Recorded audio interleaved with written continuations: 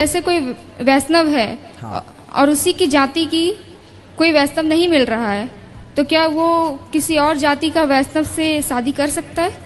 आप सभी चैनल को सब्सक्राइब कर लीजिएगा।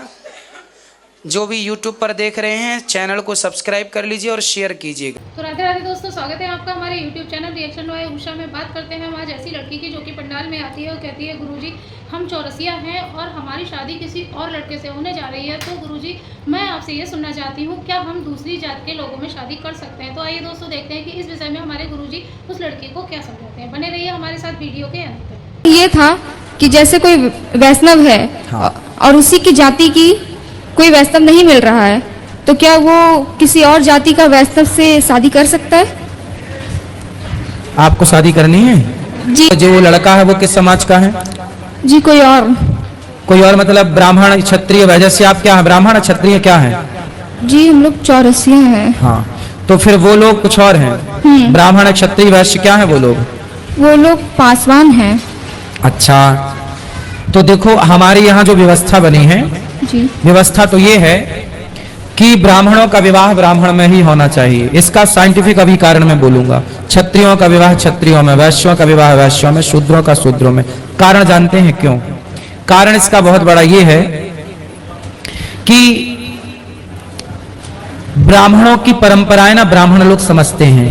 मैं ब्राह्मण हूं तो मेरी पत्नी भी ब्राह्मण परिवार से है तो वो भी उस परंपरा को मानती आई है। वो भी वही चीज, वो भी गाय को माता मानती है, हम भी गाय को माता मानते हैं। उनके यहाँ भी तुलसी की पूजा होती थी, हमारे यहाँ भी तुलसी की पूजा होती है। तो क्या हुआ, उनके यहाँ भी भगवान जी की पूजा होती थी, हमारे यहाँ भी होती। तो इससे क्या हो गया, तुरंत हम लोग मिल गए, मतलब बहुत ज्यादा दिक्कत नहीं हुई। अब जैसे कोई हिंदू कर ले शादी मुसलमान से, उदाहरण, तो क्या होगा, हिंदू तो गाय को माता मानता है, तुलसी की पूजा, और मुसलमान गाय को मार के खा जाता है। तो अब बताओ, जो आदमी हम गाय की पूजा करने वाली लड़की और गाय खाने वाले के संग ब्याहेगी तो कैसे उसका मिलाप होगा, कैसे उसका जीवन गुजरेगा? उसका हृदय नहीं दुखी होगा जब उसके सामने गाय कट रही होगी? रोएगी नहीं वो? तो विवाह वहां करना चाहिए जहां हम दोनों के विचार मिलते हों। तो ब्राह्मणों के विचार ब्राह्मणों से मिल जाते हैं, क्षत्रियों के विचार क्षत्रियों से मिलते हैं, वैश्यों के विचार। भाई वैश्य क्या होता है, व्यापार करता है जी। तो शुरू से व्यापार में पली बड़ी लड़की है, व्यापार को देखा है और व्यापारी से ब्याही जाएगी तो व्यापार को समझती है। अब वैश्य की लड़की पंडित जी के घर आ जाए तो व्यापार करने वाली पंडित जी के घर आएगी तो पंडित जी भीख मांग के लाएंगे, चलो झोला खाली करो, उससे ना हो पाएगा ये सब। इसलिए उस क्षत्रिय वैश्य की लड़की को वैश्य का लड़का चाहिए और शूद्र की लड़की को शूद्र का लड़का। यदि आपने मिसमैच किया तो व्यवस्था बिगड़ जाएंगी। उदाहरण समझो, गुलाब का फूल होता है, लाल कलर का है, और यदि आपने एक लाल गुलाब को, रेड गुलाब को व्हाइट गुलाब के साथ कलम जोड़ दी तो उससे जो गुलाब होगा फिर वो किस कलर का होगा? वो पिंक होगा। मतलब ना वो सफेद रहा ना वो लाल रहा, वो तीसरा हो गया।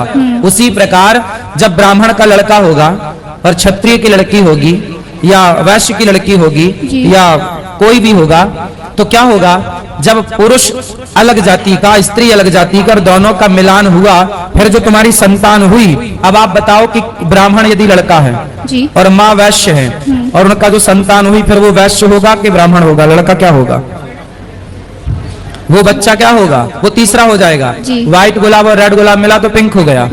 बस वही है कि जब अलग अलग लोग जुड़ के कार्य करते हैं तो फिर वो वर्ण संकरी कहलाएगा और उस संतान से तुम्हारे पितर पानी कभी नहीं ग्रहण करेंगे। शास्त्र प्रमाण है, वर्ण संकरी संतान से पितर पानी नहीं लेते। मीन्स जो श्राद्ध करते हैं ना, पिंडदान, तर्पण, वो तर्पण करने का अधिकार उस बच्चे को नहीं है। वो बच्चा तर्पण करने का अधिकारी नहीं है, वो पितरों को पानी नहीं दे सकता। तो फिर वो वर्ण संकरता आई और समाज में ऐसी वर्ण संकरता, ऐसे वर्ण संकरी लोग समाज के लिए, परिवार के लिए नुकसानदायक है। इसलिए शुद्ध पिता हो, शुद्ध माँ हो, तब शुद्ध संतान होगी।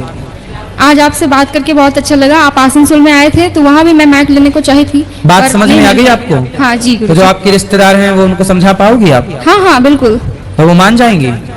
हाँ मान जाएंगे। फिर ठीक है, मनाने की कोशिश करूंगी। ठीक। तो देखा दोस्तों, जैसे कि उस लड़की ने गुरुजी से हमारे जाति बिरादरी के बारे में पूछा कि हम दूसरी बिरादरी में शादी कर सकते हैं या नहीं।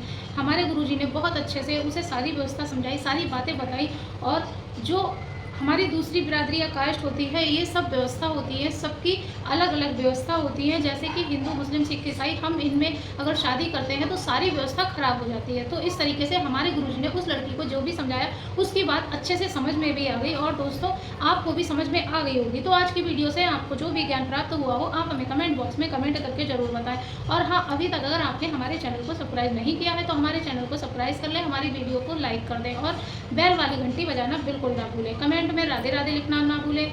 मिलेंगे ऐसे ही किसी अन्य वीडियो के साथ, तब तक के लिए राधे राधे।